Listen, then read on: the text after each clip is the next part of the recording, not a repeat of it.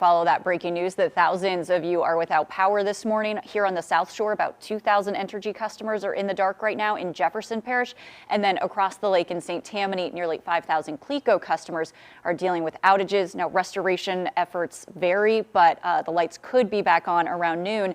Being joined again by Devin Lucy and Lee Southwick, tag teaming it in the Weather Center for us this morning. Not a surprise that we're seeing power outages, I think. Right, absolutely. With the wind that we've been seeing, and you just got a wind report. Yeah, just west of LaPlace, wind gusts to 64 miles per hour. Wow. So we'd said these gusts are possible up to 70, and that's what we're already finding. That's why the power outages this morning. Right, and that's what we're starting with here too. You can see on this map the power outages that we're seeing across our area. In blue, it's up to 5,000 homes without power or people without power. And then when it gets yellow, like it is in Tangipahoa Parish, that's 10,000. So yes, we're seeing power outages if you're about to head out. No surprise, the roads are wet and slick. Please be careful. Now, we are tracking this line, this Boeing segment really of storms, and these storms are severe. We have multiple severe thunderstorm warnings associated with this line, mainly because of the wind, but there's also very heavy rain with this too and frequent lightning. So here's our severe thunderstorm warnings.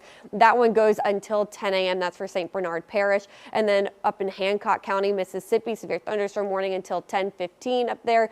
Jefferson still included in parts of these warnings as well. So all of these storms moving east, though, the good news is this is going to move out into the Gulf soon. But right now, still a lot of heavy rain over places like Lafitte up to Slidell too. And so we'll have to keep a close eye on this. Lots of frequent lightning. There's that movement again, moving east quickly. So it sweeps down towards Cutoff, Houma, Plaquemines Parish. You're about to get more of this as well. Golden Meadow getting into some of that heavy rain and that frequent lightning too. Grand Isle, you will be up next. So we have a couple different severe parameters we're watching. One of them is hail too. We've seen some signs of hail. We have a cool tool here called the Barron button, and that shows us impacts that we can see within these storms. So again, meteorologist Devin Lucy is now driving this behind the scenes for me, and he's showing us that we are seeing areas of hail. You see this pink and purple here? That does show up as hail. And so that's showing signs that we could see hail perhaps even around an inch in diameter. We also have this flooding rain, this heavy rain too, all of that green that you see here. And every once in a while we've had signs of rotation, but luckily right now we're not seeing anything that looks too concerning. So the threat of tornadoes is very low.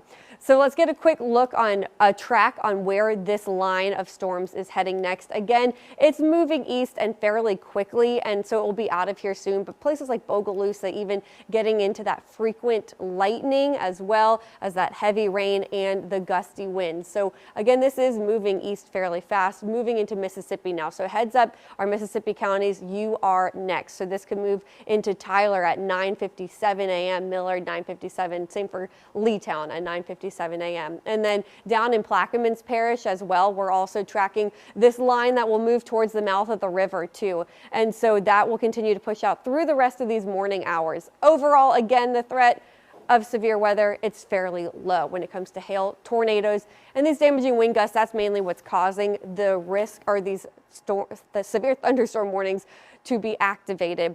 Locally heavy rain, that's a medium threat, and that's why neutral ground parking is allowed right now. So what does it look like for the rest of the day? This is just one model run showing the possibility that we could get some passing rain showers and storms later on this afternoon, but the bulk of the rain is likely occurring right now. We do not expect this severe line of storms to arrive again later on today. That's the good news. Again, a lot of this rain, yes, we'll see some showers and storms around this afternoon, but it's not that widespread rain that we have seen this morning. So if you have plans today, maybe you're heading to Jazz Fest, look how rain chances drop back to about 30%. You'll still need your rain gear. You'll still need your shrimp boots out there, especially because the grounds are probably muddy now at Jazz Fest. But whatever you're doing, keep an eye on the sky.